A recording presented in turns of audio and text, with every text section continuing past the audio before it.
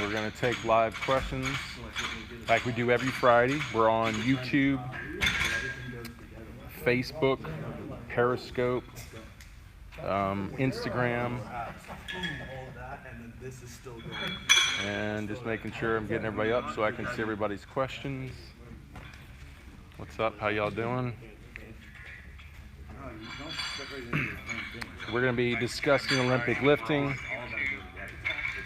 Olympic lifting would be a good topic. It's kind of been a topic that's been up on our social accounts recently. We always talk about it. We're big proponents of it, specifically for baseball. Why? It's because it's not just, we just look at the last post I put up on my Instagram. Not only is it an insane tool for power production, but it's also, what I'd say is the best thing is it trains total body proprioception. So, I see it a lot. I see a lot of these just pure deadlifters, maybe squatters.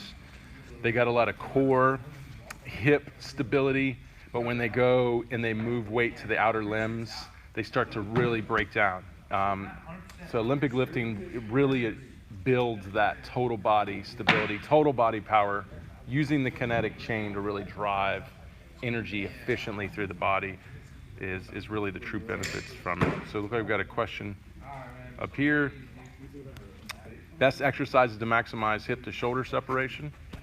Does hip mobility or back mobility affect the separation? So hip to shoulder separation is a mobility component. It's, when you land, getting your hips as open as you possibly can while keeping the shoulder delayed and closed. So it's the whip effect, even like a catapult effect, to where the energy is driving, that's the hips through the lower half, and the trunk is delaying, like the end of the whip is delaying to transfer that energy. So that's what we're trying to create with hip to shoulder separation.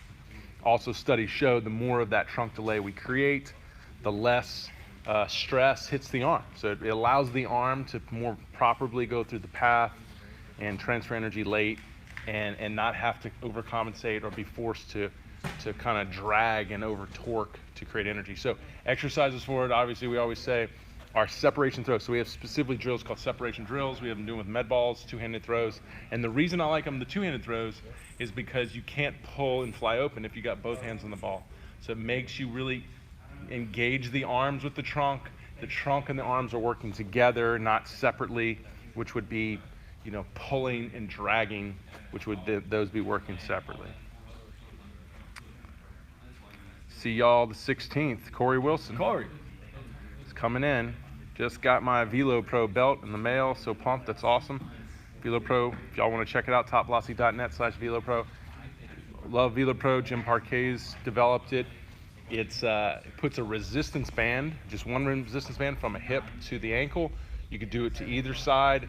Obviously, it's most used in the backside to keep you loaded longer. So as you lift, that resistance pulling your hip down to your leg keeps you loaded longer, which is really key for you maximizing force production and keeping your hip stable to get a good hip to shoulder separation. So it's a great tool, just like the King of the Hill is also a great tool for teaching a lot of that as well. Is it true you have weekend certification from USAW? Is it true you have a weekend? I don't do USAW certifications. If you want to find those certifications, you got to go to, just search USAW Performance Coach 1, and you should be able to find their registration. It gives you a list of where they are all over the country. And I highly recommend anybody to get that certification, great certification. I always tell players that have a hard time getting coaches or organizations to accept their use of Olympic lifts, go get certified. So if you get certified and a coach looks at you and says, I'm not comfortable with you doing these lifts that you're certified in, it doesn't make any sense. Specifically that coach not having that certification, which is pretty much probably gonna be the case every time. I think that's just a good way to make sure, you can cover your butt. You can be like, Coach, hey, I got a certification in this. Would you feel more comfortable because of that? What do you got over there? People saying, hey, greetings from Mexico. Someone's asking squat rack or Smith machine. You want to take that? Free weight approach is what's going to be, more beneficial. Studies back that up. So we're not really big into using, like a Smith machine, as opposed to using, a barbell or dumbbells or something like that. So free weights is always going to be the better approach in our opinion. Prefer a longer arm action or a short, compact arm action? Current pitching coach at my college doesn't talk about arm path at all, a lot. More front side focused when my coaches teaches. So, as far as when we talk long or short, typically talks on how we get to the arm cock position.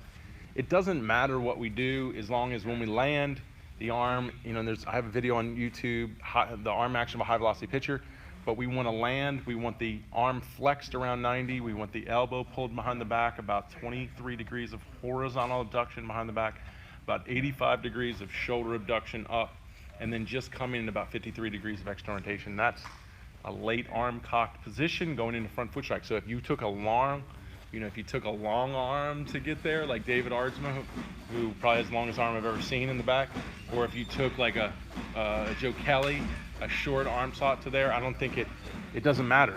Because the reason we can adjust long to short is because we have all this time as we're trying to get our momentum down the mound, where the arm can go early, go long, and can go late and go short. Doesn't matter. All that matters is when you land, it's in that perfect timed cocked position. Well, I think it brings up a good point too, with just distal segments and how baseball always wants to go to the arm path and coaching the arm path as opposed to looking at the entire kinetic chain and the whole body. Yeah, these are really bright lights. Yeah, today. they are. They're like knocking me out. So a lot of the focus should also be on how the rest of your body is producing force through the kinetic chain to ultimately get energy to the distal segments. It's not just looking at, short arm path or long arm path. You got to look at the whole system. Cool. What else we got? Shout out Chris. Oh, Altapedi. Altapedi. Chris Altapedi. I'm his teammate. Thoughts on Edwin Diaz's leg drive? It's funky. We did do a show on him. I can't remember his delivery exactly. I know he gets a little ipsilateral. I think it was probably saying that his back hip mobility might be restricted. He's a very powerful guy. Either way, he's getting ground force. I just can't remember exactly how he's doing, but I do remember having a lot of mobility issues. Check that out, Top Velocity, the Top Velocity show, Edmund Diaz on YouTube. We break that down, we talk about it. Squat rack or Smith machine. So we just said squat rack because we want to not create what's called pattern overload. When you're forced into a pattern, you can fatigue quicker. We want to keep a free weight environment. We want the path moving, the bar path moving. They show it changes every single time because that's the body distributing and moving the loads around to not create that pattern overload and force fatigue. Because ultimately, fatigue really isn't good for an athlete. Like if I fatigue the rotator cuff, then other muscles are going to try to kick in, and then it builds inefficient biomechanics. So we're trying to go close to fatigue, but not get into fatigue. Bodybuilders want to get into fatigue because they're purely going for hypertrophy. We're getting close to it, but we're not trying to get into it to where it breaks down the biomechanics of what we're doing. Technique is very much a part of our training. Well, I think that also depends on what cycle you can be in. Like there's a time and place for an athlete to work on a strength endurance phase, or an athlete to get into a hypertrophy phase, like with David Ardsma when he was trying to gain weight. He started at a base week of a base probably about 4 weeks of hypertrophy where it was higher volume lifts. So that's can get a little more complex. Son loves his new King of the Hill. That's awesome, man. His Velo Pro is coming next. Awesome. Still trying to figure out how. And unfortunately, Greg, the Facebook cuts me off. Maybe I just updated this. Maybe it'll let me select it. See what happens. See more. It says like. No, Greg. See, it won't let me see more in the live version. Bench press or dumbbell press for pitchers. I'd say do both. Barbell allows you to go heavier weight. So the dumbbells allow you to, isolate if it's kind of like a unilateral to bilateral approach. A barbell can be a more bilateral approach, meaning one side can favor more. In a dumbbell, you can be more aware of that. To me, I don't believe the difference in the two is one safer than the other, because in dumbbells, you could be pulled way farther in horizontal abduction than you can with the straight bar. Straight bar is going to stop you wherever that bar goes. So it's just purely, to me, is a little bit different on making sure you're having, equal recruitment from both arms. There isn't like one arm overdeveloped as opposed to the other. Anything you'd want to add to that, Steve? Well, like the bench press archetype, just in general, of you need to be able to functionally be able to do that. Like the big concern with baseball players, they say don't do bench pressing for pitchers, and a lot of that is they're saying, you know, oh, you can hurt your shoulder, or you know, you're not moving your scapular, you're not doing any scapular movement. You can still train scapular movement in other functions. Like the bench press is building, you know, a superior upper body strength. It's a great lift for doing that, which you need for, you know, strength, stability, and acceleration in the upper half. An athlete should be able to safely and effectively move weight through a bench press movement. If a pitcher is having trouble doing that technique-wise, that's usually a symptom of dysfunction in their body. And having them go into season with that dysfunction is not helping that person out. So being able to safely and effectively move weight through a bench press, it should be a prerequisite for baseball athletes. Can a 5'6" guy pump 90 at 140 pounds? It'd be pretty tough. You'd have to be incredibly fast, incredibly fast. Acceleration would gotta be Through the elite. roof. And mobility. Trunk position and front foot strike. Here you discuss early trunk tilt and having a hard time understanding. So trunk position, front foot strike. So at front foot strike, studies show the more the delay the trunk is from rotation. So if we hit front foot strike and we're still close to the target, meaning I'm looking down my glove side and I can see perfectly the target. If the more closed I am, studies show the less torque is going to hit your arm when you go into rotation. Because what it's going to allow is, when I'm this close, it's going to allow rotation, it's going to allow all that linear energy to carry me forward. If I'm in what's called early truncation, which means I land and my glove side is already pulling specifically, let's say bad, really hard across my body, now my chest is open, now I'm going to have less time to rotate after stability where things really start to accelerate. So what sometimes we can do, we can drag the arm, and that's when the torques go through the roof. And also too, you're gonna have less time to pitch release, so you're not gonna have a lot of time to transfer all that linear energy. So hip to shoulder separation, that's the key, and that's a big proponent of what we believe in that was developed. Well, I believe he first discovered it was Tom House. So Tom House is really the guy who really first put it out there in probably the 60s, I don't know, 7, or maybe it was later. I know he's coaching in the 70s. So it didn't, you know, he talked about it in his velocity study, I think in 2006, but I'm sure he was teaching it way before that. I just believed in it. It helped me a ton in my career, but what the issues I found with it is I believed it was enhanced through the lower half, and it was how you loaded and powered your hips against your shoulders, as opposed to how you oriented your shoulders into front foot strike to, you know, harness hip shoulder separation. To me, it's really a component of stretch shortening. It's that explosive hip drive into a delayed trunk that really creates that hip to shoulder separation. I can't stop pushing the ball when I throw. Any tips? So pushing the ball, so more than likely action reaction. So you're probably in a slight drag, which the reaction is going to a slight push. So what's happening is you've got more of this action going on to throw the ball as opposed to this action to throw the ball. You know, I give it to Zinger. If you guys don't follow Zinger, AZ Fuel Baseball, the man Zinger, he'll take these sticks with the guys and make them hold sticks, and they just go through dry work, delay, and then rotate their trunk. Because you really want to get a sense of feeling of this needs to be the mover, not this be the mover. So unfortunately, you're just dragging and pushing, making this the big mover. We need to make this the mover. So, you know, obviously with our two-handed throws and the med ball throws, it makes us do that. Also too, just learning how to optimize hip to shoulder separation. Allow that hip to drive ahead of your shoulder, allows more of all that to come together, so you get out of all these drags and pushes, drag and push. You want this arm engaging with the trunk, and the key is to get it up and get it laying back. Up and back. So that's the movement we want. We want this movement. So you could just sit in the mirror, separate, rotate, and up and back with the arm, as opposed to drag and push, drag and push. That's just what you got to learn. We do like these beginner throws with footballs, so you can start learning that up, back, and over, as opposed to the drag and push. Try to do that with a football, you're not going to throw it that well. After throwing, my shoulder pectoral muscle tends to get sore, but there's no pain.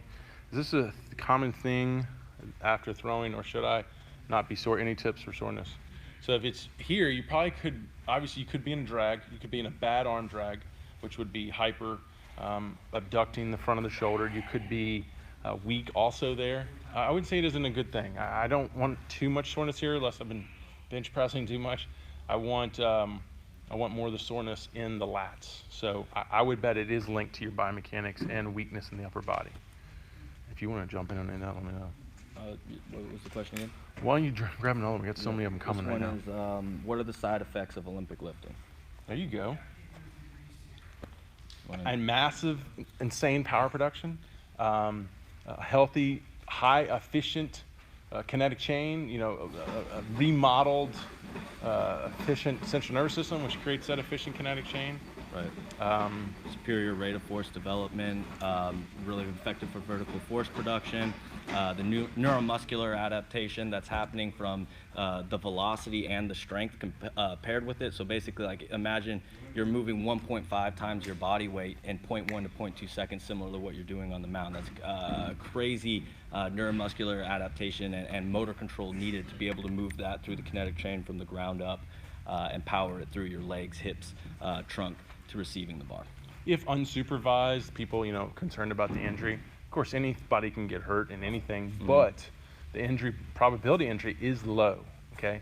So we're never saying you're not getting injured. What we're saying is it's a low probability, and it's actually a lower probability than playing baseball. Right. So you actually have a higher probability of injury playing baseball than you do Olympic lifting. Right.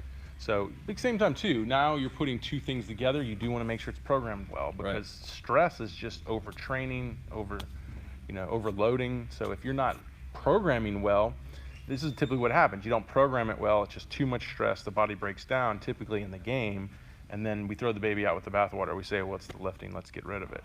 When it wasn't. It was both the stress of the game and the stress of lifting, not programmed well. You should have just thrown them both away if you're going to take that approach. Right. Well, and too, I will just add, with the injury rates, we can cite a 6-year study of Olympic weightlifters that they find the injury rates with it are relatively minor, resulting in missed training time recommendations of less than 1 day, and they did not impair joint or skeletal integrity. That's a 6-year study. That's pretty insane. So, and then on top of that, we mainly use the power clean variations. We don't really do the snatch variations quite as much. And out of the injuries, the one that had the 3.6 injuries per thousand, no, actually 3.3 injuries per 1,000 hours for the Olympic lifting, 3.6 for Major League Baseball. Right. Out of the 3.3, only 2.5% of those injuries were elbow injuries. And a lot of guys think the elbow is a problem with it. It's not. 2.5%. That's very insignificant to the overall injuries. I think shoulders were 14%. Now you're getting a little bit more. You should be more worried about the shoulders than the elbows. And then the back was the majority of it. So I actually focus more on the back. Too, it's not getting into it, but again, a lot of that I would imagine is more the snatches, and we focus more on the power. Right, and these were elite Olympic lifters. It's probably more than massive amounts of weight. They did have problem over the years before they disqualified the lifts where they could press their 2 times body weight, and then there was a high pattern of injury with spondylosis. All that's been eliminated because you can't press that much weight anymore. In our programming, we don't do it. So if you do it as it's intended, you follow techniques, you work with a certified trainer, coach, right. You're in something that doesn't have a pattern of injury.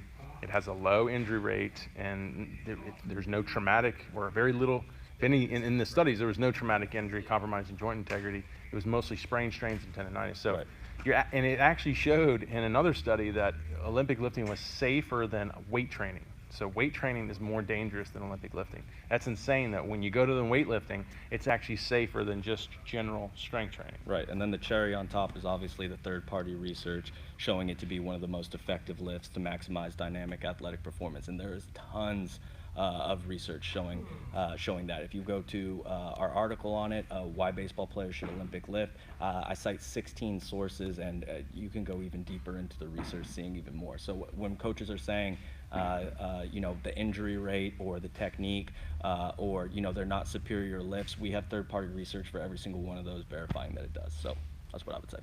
My 11-year-old can't figure out the hip-shoulder separation, any other exercise of your kids to get the separation. So, Coach Lopez, what's up? I do the hip-shoulder separation, the little bounce where you open and you pull your shoulder back. So they just need to get used to these basically pat the head, rub the stomach, the hips going this way, and the trunk going that way, and the arm going back. So you kind of got to put these two together, make a little dance of it, or we just do that little bounce, and we just sit here and get used to that little movement. it is, you're doing two things at once, and I think that's probably just a good place to start with them.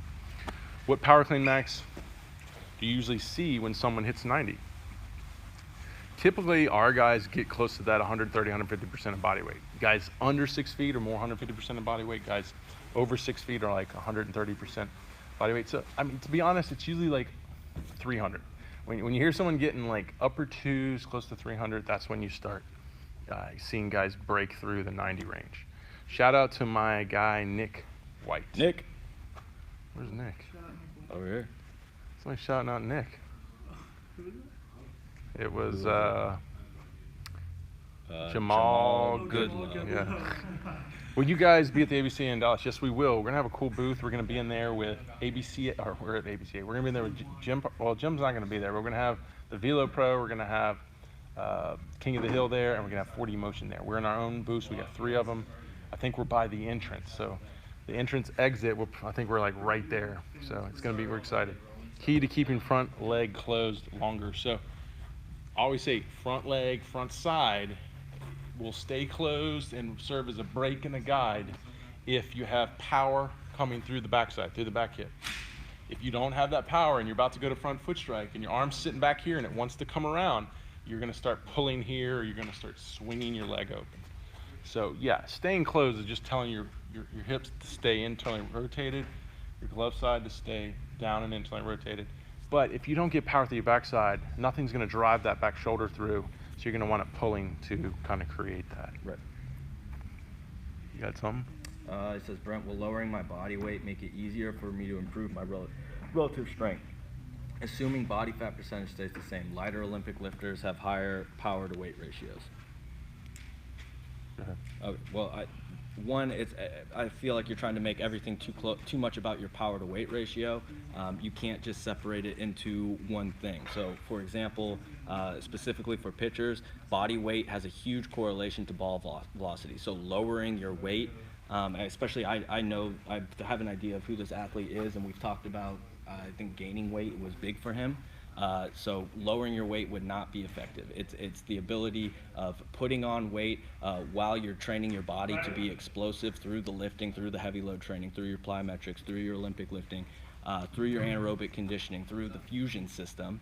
You know, pairing that with a nutrition plan so that you're giving your body the building blocks it needs to be building bigger, larger muscles that have the potential to produce more force, and then training it with your biomechanics through the 3X med ball drills so that you're improving your biomechanical output on the mound. And that's where it all builds together. So don't get into, you know, focusing on like, I need to get my power to weight ratio to 1.5, and by doing that, it would be easier if I lose weight to do that. That's not how it works. That's just 1.5 times your body weight is just an expression of power. That's an elite expression of power in the power clean. That's not a lot of guys can do that. It just shows that you have, you know, a great leg power. It's like having a 40-inch vertical jump, but if you don't understand the components to maximize that in your biomechanics, then what's great? You have a 40-inch vertical jump. It's not the be-all, end-all of developing yourself into a pitcher. Kind of along the lines, is there an ideal weight to height ratio for max velo? I mean, obviously being as tall as you humanly possibly can, because the thing is, and we can't influence height, right? Height is leverage. Levers always have potential to create more force. Right. So the crazy thing is, you just asked, how is it ideal to have a good height to weight ratio? Well, if you can't do anything about your height, so there's really the only thing we can do about here is weight. So talk about weight. Right. Well, like again, so basically, what I recommend to guys is when they come in, there's nothing you can do about your height. Genetically, that's where you're going to be. So what you do is you basically look at the averages of where the MLB players are at, and that should give you an ideal baseline. Now, sometimes you might want to go beyond that, you know, sometimes not. But generally, what happens is guys come in and their weight and power production isn't near what the averages are, and that's what's so important of taking a baseline. Why we have a baseline of hundreds and hundreds of athletes is that you're able to compare and see the weaknesses or the limitations of the athlete, comparing them to the elite. So what you'll see a lot of the times is you're underweight, you're not at the weight of you know, these elite athletes, these high velocity pitchers, and on top of that, they're moving faster than you, they're producing more force than you. So you have to have a plan, and that's through the weight training, you know, everything that I went over before, and the nutrition to build yourself into that, and that's going to be your best chance of working to get to where the elites are at. Okay, going back to Greg, I posted him using his King of the Hill on Twitter. It's an awesome product. Well, that's awesome, man. That was great. He struggles trying to get his front foot all the way open. So front foot all the way open. Well, we really want to land close. So the front foot is going to land in placement. We call this placement and position. The placement is going to be about 7 inches inside your stride line. What's your stride line? If you take your back foot on the rubber, you go in, draw a line from the middle of the foot to your target. We want to land 7 inches inside that with the front foot in placement. We want to land 20 degrees closed in position. So that's a more closed position. So that I think, you know, more than likely he's there. If not, then he's staying closed, lacking power through the backside. And that's why you have the Velo Pro, the King of the Hill. Those things will really help him understand that and train that. How many miles per hour can you lose by improper fastball grip? I don't think there's a big correlation to the grip and velocity. I know there isn't. So it's something you don't need to really worry about. That's more for movement. That's more for you know, spin, you know, all that stuff. So, hey guys, started working out. My son, he's 15, but sometimes while doing bench press with barbell, unfortunately, Fernando, it doesn't allow me to see more. So, can you break it up into a few questions, or I'll come back to you after we do the show. What ways to help front leg stability at foot strike? So, when your front foot lands, stability is going to be a product of force and rate of force development. So studies show up to 250% hit of your body weight can hit your front leg. So you got to be able to have the strength to hold that. You also have to have the rate of force development to catch it immediately, because high velocity pitchers have little, if anything, no lead knee movement. So we need the rate of force development, strength, the power to be able to do that. Also, too, rotation of the hips creates extension in the front knee. So we need the hips rotating. And ideally, you want to time and peak that rotation in the front foot. That supports it. But if you don't have a lot of mobility there and it's tightening, it doesn't allow you to get a lot of hip rotation into it. It's just going to come down to that strength and power development. Right. Well, just to give you some ways to do that, it's you know, at the front leg, I believe the study was 250% of your body weight is hitting that front leg, and you have to be able to stabilize that, so catch that weight. Basically, think of it as like an eccentric absorption. There's that slight isometric pause, and then there's that concentric reaction of the extension pushing the energy back up into the trunk, which takes an incredible amount of power off of one leg. So to be able to build that power, you need strength. You need the ability to tap into that, so that's going to be plyometrics and Olympic lifts. And one of the best ways I think to do it is getting extremely as strong as you can, 2 times body weight, and then pairing that with single leg plyometric exercises, things like a single leg bound, where you're producing and absorbing incredibly high amounts of force off of one leg. And then obviously the Olympic lifts to maximize rate of force development and be able to catch, eccentrically absorb that, and drive that weight back up. That's a good question. What do you think the reason is that coaches are fond of front squat, but shy from, I guess, power cleans is what you're asking? You're most referring to the rack position of each. It's almost the same, right? Yeah, he said it was power. It is the same. Like, if someone is racking in that position, has the mobility and the strength to rack it and hold it on that upper shelf, the upper chest, and squat it down, and they're doing, say, 185 pounds, I mean, they should be able to easily catch 135. It shouldn't be an issue at that point. So I think usually guys come to me and they say, hey, I'm struggling to catch my 250. I say, well, go front squat 300 pounds. You front squat 300, 315 pounds, then your body's going to be very confident it can land 250 right there, because it's used to holding 15 pounds. So it is a good way to really give you more confidence in that catch. And it really comes down to confidence. And here's the thing, guys. It's something to where, unless you're trying to force your catches where you can strain your wrist, and still that's something that's going to put you out for a week or two, it's when you get the confidence, all of a sudden it just starts to take off. And if you don't have that confidence and you don't want to strain your wrist, it's just something where when it gets up there, if it doesn't get high enough, you can just throw it down. That's why we always want to be in environments where you can drop the weight, you can bounce the weight, because then if you don't like it, you just get out of the way. So that's why it can stay a very safe lift if taught correctly and have a proper environment for it. And to talk like a little bit about, like, in the front rack position, when you are teaching somebody the lifts, there's a lot of times people come in and they feel uncomfortable in the front rack position. We'll talk about it. I'll get Jimmy to show me. But yeah, okay, he's going to be bringing Jimmy out. that should be a functional movement that you should be able to do. So if you're feeling discomfort, usually like they'll feel, like discomfort in their forearms or a little discomfort in their wrist, you should be able to have the mobility and the strength and stability to support yourself in the front rack position. That's a dysfunction. That's not good if you can't do that. All right? So again, it's going back to movement, that we want to be able to do movement, healthy movement, build strength and stability through full ranges of motion. That's going to help you on the field. If you're just disguising a dysfunction, you are not helping the athlete. You should be able to front squat without pain and get the elbows up and be able to catch a clean there without pain. That's a good, healthy, functional movement. You like his hat?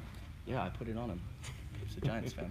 All right, so the thing with the front rack position is, so if we look at the ulnar radial bone here in the forearm, when, say, we're pitching, and you can see here's the ulnar bone here, that little cup at the end where this is where the UCL usually sits, right in here. When you're in supination, which is where the ulnar and radial bone are not crossed, this is pronation, this is supination, there's more movement here in the elbow. That's why when we throw and the arm lays back and we're supinated, it's very vulnerable to tearing. So that's definitely a vulnerable place. The best thing to know, and why the injury rates in the elbows are going to be so low, specifically when you're not doing heavy overhead catches like we aren't, is because to go to a front rack position, you have to actually pronate the wrist to cross the ulnar and the radial, and then you come back. Now, and you come back into deep flexion. Now this joint, I mean, I can barely move this, there's no muscles on it. Usually the muscles is what's is compressing it. There's no muscles on it, and I can barely move it. But if it's here and it's supinated, I can move it all over the place. So this is why you don't need to be so stressed out in this position. Your elbow is protected because of the pronated wrist position of you racking the bar. Like I said, it's more, to me, I'm more concerned about the shoulder and the back and just making sure that they're in a good position, they have good upper body strength to be able to protect their shoulders back. It's really not the elbow. And if you do feel anything in the elbow, like I tell guys, it's probably because you already have some shoulder or elbow inflammation, a little elbow injury from throwing too much, or some previous injury before that. It's just irritating. A lot of guys say, hey, when I rack the bar, I feel it in my elbow. I'm like, in your left elbow? And you're right-handed pitcher, your left elbow? And they're like, no, my right hand, my right side. It's always the throwing arm side. Well, it's just because that position, there's some loads on it. It's irritating a little bit, and it's flaring up because you already have an injury there. So it's not the lift. You take away the lift, it's not going to make the elbow injury go away. No, that's coming from throwing. So that's something you need to address in your throwing. Let's see, I've never done any Olympic lifts. Did you do this one? No. Only because strength workout. I have never done any Olympic lifts, only basic strength workouts. If I add this to my workouts, how much velocity should I be able to gain based on previous studies you've had? Previous students you've had. Well, it's a big part of our approach, but here's the thing. You got to know how to technically do it. There's a technical learning curve to it. But tell them about, even though a lot of people say, well, that's a reason not to learn it because it takes forever to learn it correctly. Talk about the studies that show in the learning process how beneficial it is. Okay, well, I found the study on, it was on naive, basically they were naive to the weightlifting movements. Basically, they had never done weightlifting movements. The study pretty much found that within 4 weeks, they were able to have competent technique that was substantially improving their performance in vertical force production. And there was only 4 people in the study, but I think that should be any Olympic lifting qualified coach would say that you should be able to teach competent technique within 4 weeks, wouldn't you say? Yeah. Like that's very fair. Yeah, that's very fair to say. Yeah. But to go back to your question, you're taking something and saying like, oh, if I add the power cleans, how much velocity will that add? Don't just think that we are just like, because we are putting stuff out on Olympic lifts, on power cleans in general, that's all we do. Like, it's a comprehensive approach. And again, that goes back to the baseline of understanding, like we take a mobility assessment, an athletic assessment, a biomechanics assessment, your body composition, which goes along the lines of the nutrition, where you have to understand your weaknesses and how all of the training works to influence those. So maybe it's not just adding power cleans. Like, yes, that's extremely important. It's a great way to help build power, as like we've talked about, the neuromuscular adaptations, the ability to move power through your kinetic chain, the rate of force development. That's all great.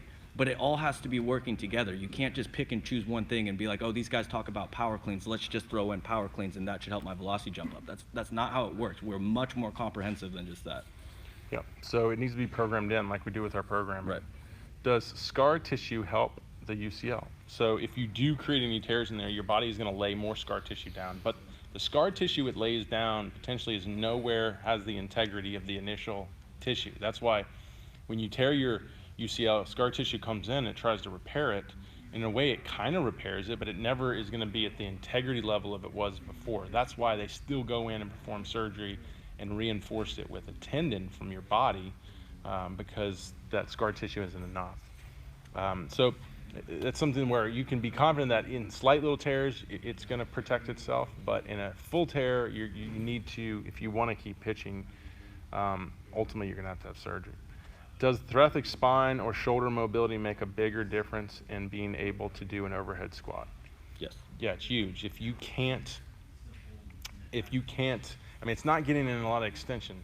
You want to be able to hold stability in your thoracic spine, but that's critical to be able to hold stability. And then you want to be able to upwardly rotate, slightly retract in upper rotation your scaps to stabilize the weights sitting on your arms above your shoulders. If you don't have the mobility there to upwardly rotate, you're going to fall into some impingement issues. If you don't have the ability to, the serratus to kick in and really pull those blades down and hold that position, you're gonna have struggle overhead. You might also too not even get fully overhead. You might be this guy not being able to get there. So you might have to address the mobility issues before you can even start really putting the loads on your body. But that's so huge. I like that. Great assessment. Take a kid, put his arms overhead and see if it's all the way up and the trunk is an extension. See if the arms are extended, and then start adding weight and see what he can hold and see how long you can hold it. There's gonna be a lot of core work there, total body stability. And you're gonna quickly see a kid break down, and then that's a kid throwing close to 90 miles an hour. I'm very concerned that he can basically keep the distal segments together through all that stress over and over and over again. Yeah, I think a great, I think that affects you in not just an overhead squat and just doing a regular squat. For example, if you go down to the ground, go to your full depth in a regular squat, just in an air squat, you should be able to get your arms, be able to move your arms up like one at a time, get your arms to go up. If you're down there and you're having a hard time getting your arms up, that's showing that you don't have the shoulder mobility, you don't have a lot of the thoracic mobility to be able to do that. So it is very important. So velocity probably just an indicator of overall health after a weightlifting regimen. It is. I mean, so you can either have it two ways. You could be genetically gifted and physical ability to move explosively and stabilize in all positions and be highly efficient through those positions, or you can force your body to adapt to that level in your weight training. Because most people are not at that elite level genetically, I wasn't, you can do it in the weight room. That's what I did. That's what all of our testimonials have done. It allows you to play at a level that you weren't genetically built to play in. And as long as you work hard, you can compete at that level. That's the coolest thing about this approach. Coach Lopez says, hello, did we miss your question? I mean, he probably missed his question. What was his question on? I actually forgot. We did answer it, Coach. If you want to go back and check it out, I forgot exactly what you asked. Age matters to increase velocity. They talk about the power window. There's that age where your body's going through puberty and hormones are kicking in, 16, 17, in those ages. It's ideal for your development.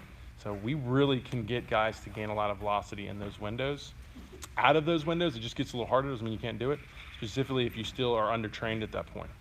If you're someone who's overtrained, it's just a little bit harder, but we still do a good job with it. We can take guys that have been training for years and we can find areas that they've really neglected and it affects them biomechanically, and we can pull that together and be like, okay, you really neglected these areas in your training and you can see that direct result in your biomechanics. So let's work on those areas and let's get that to improve in your biomechanics. Bill Lopez. What's up, Bill? Yes, but talk about the distance between the hands at rack too far apart causes strain on elbow. Talking about front rack position, like if you're going like this. Yeah, I mean, you could. I mean, if you go in too externally rotated of a position, once again, go into pronation here. I mean, if I'm out here like this, I think what happens is your arm starts internally rotating, and you might feel a little bit there, like you might feel it, like I said, more on your throwing arm. I don't think on your non-throwing arm you're going to feel it. So if you go too wide, what happens is you start wanting to actually supinate and go into internal rotation. That's why I pull them in. I want to stay in external rotation. I want to stay in that hard pronation. So, and that's a challenge. A lot of guys don't have the mobility in their thoracic. Right. They're in their rhomboids. Extremely tight lats. Yeah, their scaps don't want to protract. And that what happens is they can't bring their elbows together because their scaps are pulling so hard back. And but the thing is, I hate, that's not good for a pitcher. Right, that's a mobility dysfunction. Right. When you have a pitcher whose scaps will not move, that's not good for him to be doing all this with his arm, because that means the ball is moving, but the scaps aren't moving, and it's just grinding in there. So if we look at Jimmy here, and you can see, we got some scapular kinesis. It's kinesis? I never say that right. Scapular dyskinesis. Dyskinesis, where the scap is literally just laying down on the rib cage. There's no function here at all. So if I start moving this around, I'm already hitting the bone continuously. I'm just grinding it here. This arm, this shoulder is tearing up. So this has to be functioning with the movement. You know, it has to be constantly functioning with the arm movements to prevent the grinding in the cuff, which led to my rotator cuff surgery. So, you know, if we see a guy who can't protract and get into those elbows in, externally rotated front rack positions, it's a great opportunity for us to say, hey guys, you're really not healthy in your body. We need to mobilize that. We need to strengthen that area. That's going to be an issue for you. Right. And that's the best thing about Olympic lifting. It has such a high demand on achieving full range of motion. It's a constant assessment tool where we can be like, hey, you're struggling here because you're limited in mobility, strength, power, whatever. Yes, but, all right, missed that. Do strong forearms help protect the elbow? If so, what are the forearm exercises you would recommend? Yes, it does. So the studies show when you get to about 82 to 85 miles an hour, the newtons of force that hits a cadaver ligament will snap it. So I always tell guys, like 82, 85 miles an hour is when you're now pushing the limits of what your elbow can stabilize. What has to kick in when you go past that is your forearm, your flexor mass, your bicep, your tricep. They all have to squeeze that joint and compress it. It's like a turkey leg trying to be ripped out. All those muscles got to kick on and squeeze it down. So I like to see grip strengths 130 pounds and up. I'd say it's not much to ask someone to get 140, 150. I've been up to 200 before. We do a lot of fat grip work. To be honest, the fat grip work is the best way to get the grip strengths up. You know, holding heavy weight with your fingertips. Getting into fingertip training is actually huge for heavy arm cleans, strength. heavy deadlifting is gonna build a lot of grip strength. Right. Hey, who killed that light right there? Nobody, it went up. Oh, it went out? Somebody kicked that light on over there. See that little light? Is it okay to long toss all year round, including pull downs? No, I don't suggest that. You want to talk about? I'm getting worn out. I'm Repeats getting here. tired too. So ASMI recommends taking 3 to 4 months of a year off of throwing. So if you're doing long toss all year round, or if, especially if you're trying to go to that 300-foot plus distance, or if you're doing weighted balls and going into, you know, pull downs and running throws, or even just doing pull downs with just like a regular ball, and you're doing that through your off season, typically, so let's say you're a high school or college guy and it's your summer or something, or if you're going and playing summer ball, are you really taking time off from throwing? No, you're not. If you're long tossing year round, you're not giving your arm that time to rest. So no, that's why we disagree with these throwing approaches that go in year round. That's why we say you should take a 3 to 4 month off season, preferably a 4-month off season, where you're coming in. You can use that time to build yourself in the weight room, you know, get better at your nutrition, improve your body composition, while at the same time using the 3X med ball drills to continue to work on using your kinetic chain, mastering your kinetic chain, using your legs, hips, and trunks to better propel the arm for, you know, both for velocity enhancement, but also to help keep you safe from injury. That's why this approach, we believe, is the better approach to keeping guys healthy, but also improving performance. Thoughts on labrum surgery? Pretty brutal surgery. You know, we had Hunter Spear here's had it. I probably should have had labrum afterwards, but I had rotator cuff, which is a lot worse just because it's a muscle as opposed to labrum. You know, like slap tears are common where the bicep tendon pulls up and rips the rim of the glenohumeral joint back and creates instability in the cuff, and they have to suture it down if it's really, really bad. And I would never want to do it. recommended. It's a bicep tenodesis, where they cut the bicep tip or end off and they drill it into the humerus. Things that if you had that done, you'd probably lose a lot of function in your shoulder and you'd probably be pitching with pain. It's something that you rarely come back from. So if you do have like a slight tear, there is a debate, they always, like ASMI, or Dr. Andrews says at ASMI, if you want to perform surgery on someone, give them an MRI. The point is if you go into my shoulder right now, you're probably going to find a bunch of labrum tears, Stephen's shoulder as well. The thing is, it's just at that point, is it serious enough to where you need to restore in that integrity? Or is it just something you can stay strong enough and it's never really going to be an issue as long as you stay strong enough? Well, it's like the same thing too. Didn't they say that, like in MRIs on pitchers, whether on their shoulder or on their elbow, like chances are you're going to see some degree of tear in just about every pitcher's elbow. Right. So it's just, I think it's something you just got to sit with your doctor and make that decision, and make sure you get several opinions, so not one that doctor isn't just trying to make money on you, unfortunately. Yeah. For catchers, I've noticed a big difference in velocity, often with similar pop times. What do you think is most important for catchers to focus on? Yeah, we have a sub 2.0 pop time program. So with catchers, you do have two, in a pop time, it's really more about, time to bag. So two things that will affect that is going to be speed to release and then velocity on the ball to the bag. You don't have that in pitching. You can take all day. All that matters is when it gets out of your hand, how much time do they have to react. So it's different for catchers. So that's why you get the discrepancy. You get catchers that can move really quick and get release the ball very fast, but they typically lose velocity in that process. So their velocities are down, but their release points are quick, and they can have good pop times. You could have like a guy, maybe in the high 70s with a sub 2.0 pop time. You could have, then on the other hand, you could have a guy in the high or mid 80s, maybe high 80s with a sub 2.0 pop time. So it's like, why the significantly more velocity in the same pop time? It's because the guy that was in the mid to high 80s, he was very slow. He took more time, but it allowed him to build more force, more power, more velocity. So you're always balancing that as a catcher. Like what I typically do with catchers, if they have the ability to throw hard, I just focus on allowing them to throw, making sure they're throwing stiff, seeing if we can maybe get more velocity there. And then if not, then it's, can we make them faster? But if I start making them faster and it's a considerable drop in velocity, it's somewhere I have to find that sweet spot with them. Well, just to say too, I might be wrong, but I think according to StatCast, I think the highest throw for a catcher was 89 miles per hour. Yeah, I think that's insane. Right. That's why I said high 80s. I don't think many have ever been in the 90s. So. That's what's so sick about StatCast now too. Like, Yeah. I love StatCast. So best way to throw without a partner. We typically do target throwing. So we have. That's Francis Diaz, who said that. Dylan Johnson. Wait, No, oh, that's never Dylan mind. I'm sorry. Johnson. Okay, I saw No, Francis, Francis right below underneath. that. Okay. Francis said, "Hey Brent, is there any difference in numbness shooting to the palm instead of all fingers?" So Francis has been having that ulnaritis issue. And you knew, Francis, I believe you need to constantly address scapular function, upper body And strength, core strength and stability. core strength. I think you're just you have a lot of joint laxity, which allows you to mobilize and go where you want, but you're having a hard time stabilizing that. And this ulnar nerve, with a lot of laxity and a lot of violent movement, can whip around and create all that tingling. So if it's going, but the thing is, you should be feeling it right here and then into this finger. So if you're feeling it here, it's really all the same thing.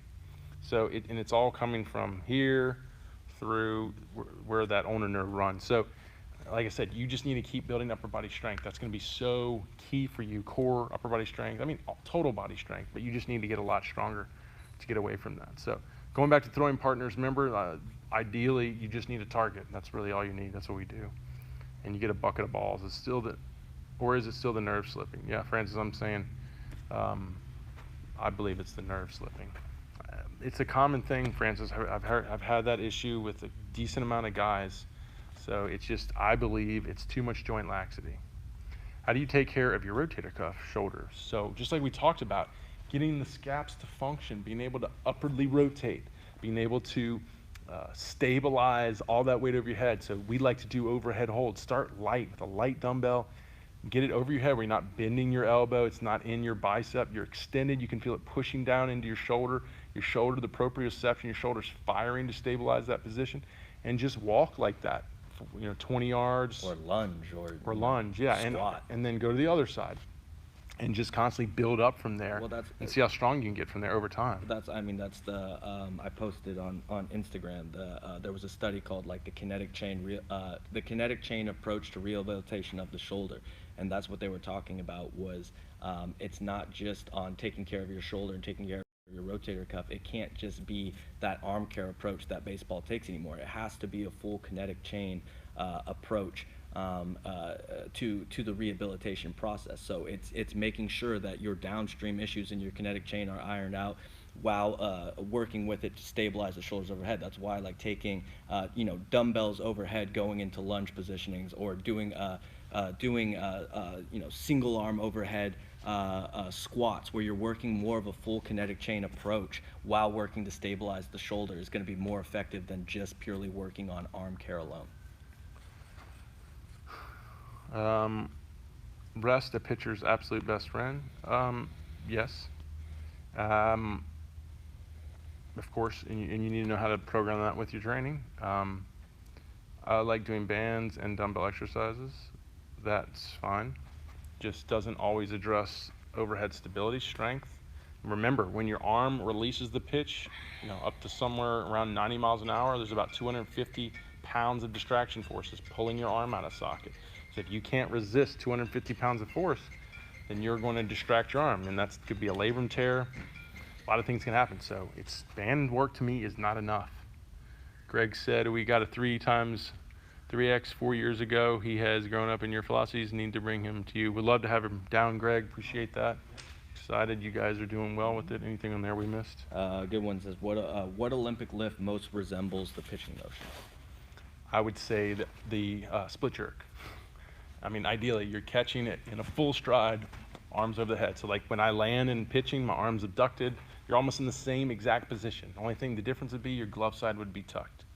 So it's, the split jerk is literally, and I've matched pitchers next to guys split jerking. So it's cool with the split jerk because you're pushing power above you and you're stabilizing it overhead. So really challenging the kinetic chain and to get force up overhead and stabilize. And it's also throwing you in a full stride, which is cool where you are when you pitch, and that, that stride with landing legs out, drive legs back. But it's not all about skill specificity. It's not just good enough to just take the pitching delivery and put a bunch of weight on us and make us move through it. It doesn't work that way because we can't really develop an efficient kinetic chain in just the same movement over and over again. We need all these complex multi-joint movements to make sure that that kinetic chain is efficient and athletic and elite through all different planes of movement. Yeah, I think from like a literal sense, like you're saying, like the split jerk is obviously looks more sport specific to the pitcher, but I would argue that the power clean is going to better influence the pitching motion, the ability to transfer that energy from the floor, power it through your entire kinetic chain with the mobility demands of it. Like we've talked about, the neuromuscular adaptation that you're doing when you're adding that much weight and being able to power it that quick, the rate of force development, the vertical force production that you're going to be using in your back leg drive and in your front leg stabilization extension. So I would say the power clean. To be honest, you just put them both together. Yeah, the power clean, the jerk. We do. Right. You guys are legends. Hell yeah. Thanks, Henry. Why does it feel like I'm pushing the ball when doing separation throws, and how do I fix it? So we kind of talked about that right in the beginning. Is your arm is dragging, so action reaction. It's dragging and then shooting forward. So you don't have enough in your hip to shoulder separation trunk work. You definitely don't have the arm engaged and riding with the trunk and getting up and abducting and laying back. So you need to really work on, once you go to arm cocking, that riding when you go into rotation, your arm gets up and lays back. We don't want to be staying back here while we go into rotation. That's called hyperangulation or arm drag. So you ultimately haven't kept it engaged. That's why we use the 3x med throws. Two-handed throws, it keeps it engaged because you can't disengage, pull glove side. You have to keep it together, and it has to work with the trunk. And that's why it's so effective in keeping the arm healthy. Is bench and overhead presses okay for 14-year-olds? Very physical. But you're 6'5", 215 pounds? Geez, that's a big 14-year-old. Big 14. Yes, he is. I just wouldn't go too heavy. He's probably very weak because he's that big, that young. So he just hasn't had time to come into his body. So I would start him very light, focus on technique, and get his technique down before you start pushing his weight. That would be really key. Just So I hope that helps. Yeah, I mean, sounds like he is going to be in a good place when he gets older. But here's the thing: right now he's probably way ahead of the game. But once everyone, once he gets to where everyone's fully grown at a good level, he's going to look like everybody else. You just got to make sure in this process now, if he can start building the strength and the motor control and have that refined and matured when he gets to that point, then that'll keep him ahead of everybody.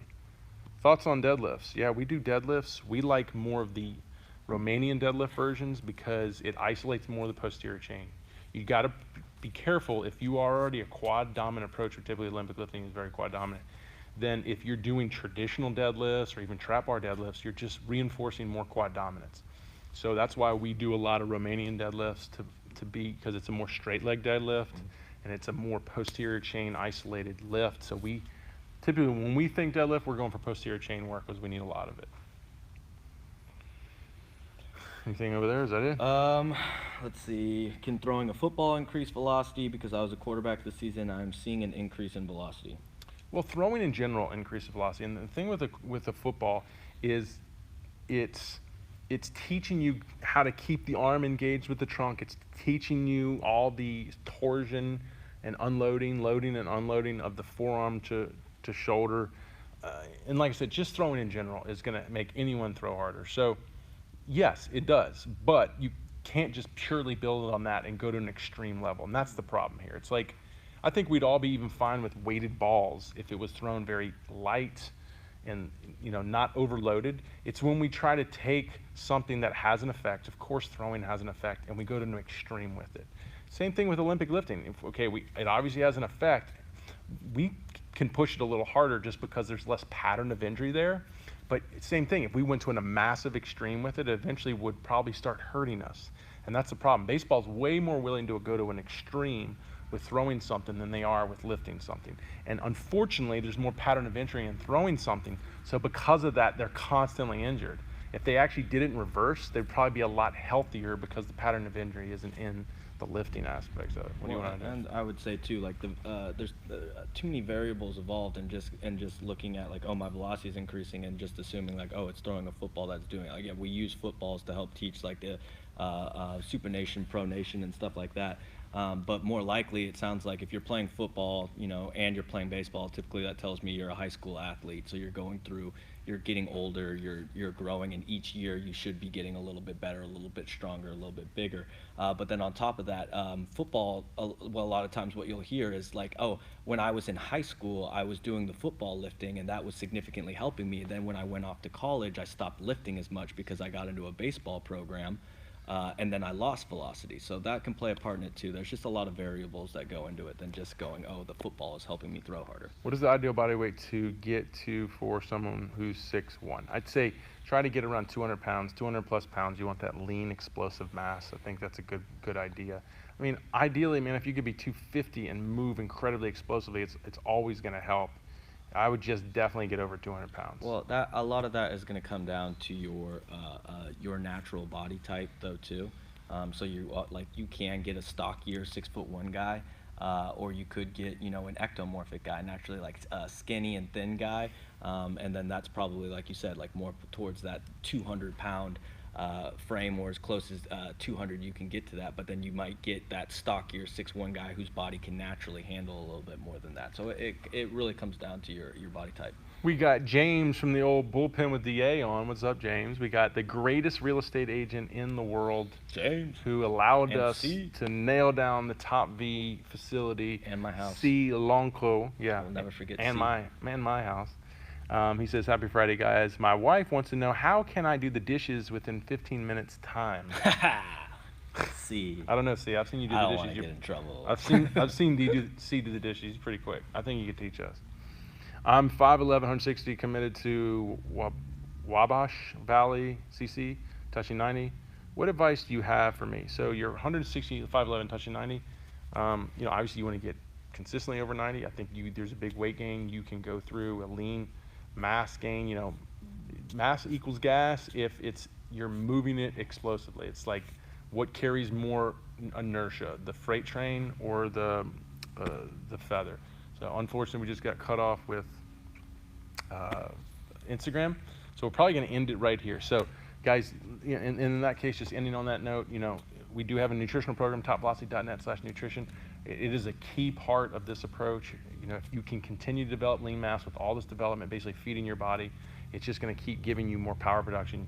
Power is something to work with. It's not everything, but it's a great thing to have to work with because it allows you a lot of potential when it comes to performance enhancement. All right, cool guys, that was good. Enjoyed the show, and we'll see you next time.